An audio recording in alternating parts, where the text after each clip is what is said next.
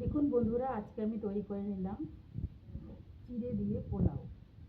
আমি ঢেঁকি ছাটা চিড়ে নিয়ে নিয়েছি 200 গ্রাম, পরিষ্কার জলে ধুয়ে নিয়েছি। এদিকে আমি কড়াইতে দুটো আলু টুকরো করে কেটে দিয়েছি এবং ভেজে তুলে রেখেছি। এবার কড়াইতে আমি সর্ষে তেল দিয়ে দিয়েছি।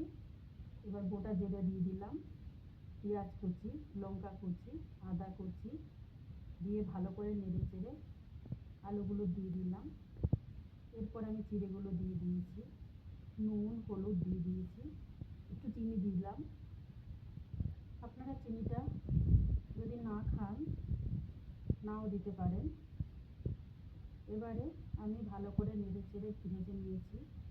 এর মধ্যে আমি একটু দারচিনির গুঁড়ো দিয়ে দিয়েছি আর দিয়েছি এলাচের গুঁড়ো। সব উপকরণ ভালো করে ভেজে নামিয়ে নিলাম। এর উপরে বাদাম ভাজা করে ছড়িয়ে দিলাম।